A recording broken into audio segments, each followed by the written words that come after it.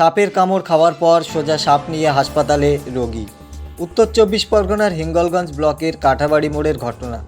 Tractor চালাতে গিয়ে সাপের কামড় খায়। রাত 8টার দিকে চাষের জমিতে পাওয়ার ট্রিলার চালানোর সময় তেড়ে আসে ওই চালকের দিকে।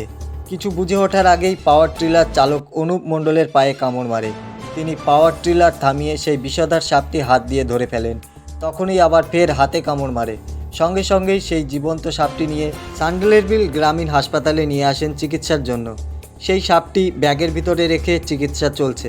তবে সাপটি আকারে খুবই বড়।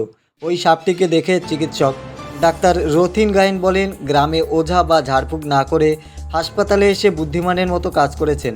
পাশাপাশি এলাকার সাধারণ মানুষরা বলেন, সাপে কাটা রোগীদের চিকিৎসা পরিষেবা সান্ডেলেরবিল গ্রামীণ হাসপাতালে খুবই ভালোভাবেই হয়।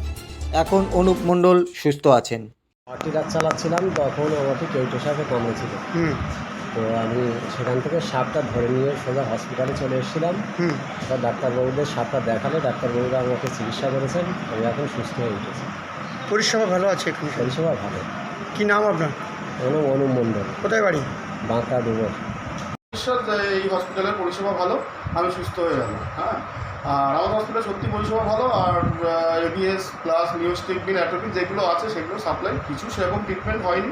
যেটা সাপে কামড়ানোর নর্মাল যে প্রোটোকল, সেই প্রোটোকল দিয়ে পেশেন্টকে বাঁচানো হয়েছে। পেশেন্টকে রেফার করেনি, পেশেন্ট এখন আপাতত সুস্থ আছে।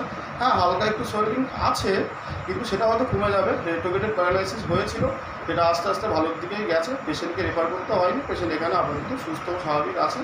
তবে কিছুটা আগের জায়গায় ফিরে যেতে আমি ডাক্তার হিসাবে আমার যেটা মনে হয় কিছুটা টাইম লাগতে পারে। 4 থেকে 5 দিন। আমার নাম ডক্টর অতীন গায়েন। ব্যবস্থা ম্যানেজমেন্ট নিয়ে মানুষ বাঁচতে চায়। ইতিহাস অনুযায়ী দেখা গেছে বহু মানুষ এই ব্যবস্থার মধ্যে থেকে মারা গেছে। তবুও মানুষ হসপিটালমুখী হয় না, এই পরিষেবা নেওয়ার জন্য তারা তৎপর হয় না।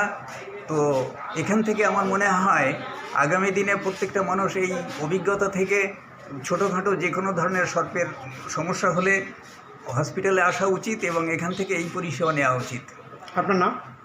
আমার নাম দিবাকর চক্রবর্তী, সান্ডেলবিল, হিঙ্গলগঞ্জ, উত্তর 24 পরগনা। কিছু দেখতে পাচ্ছিলেন না, সেই সময় ডাক্তারবাবুরা সেই সাথে সাথেই স্যালাইন ইঞ্জেকশন পুশ করার পরে অক্সিজেন দেওয়ার পরে ঘণ্টাখানেক পরে স্বাভাবিক পর্যায়ে ফিরে আসেন।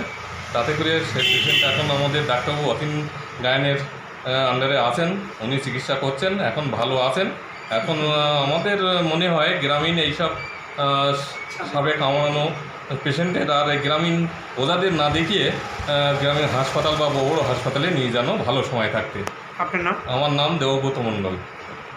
দেখতে পেলাম যে উনি হসপিটালে এসেছেন, ওনাকে নিয়ে আসা হয়েছে এবং সঙ্গে করে উনি সাপ ধরে নিয়ে এসেছেন, যে সাপটি ওনাকে কামড়েছিল। এবং এখানে এনে তিনি সেই সাপটি ডাক্তারবাবুকে দেখান।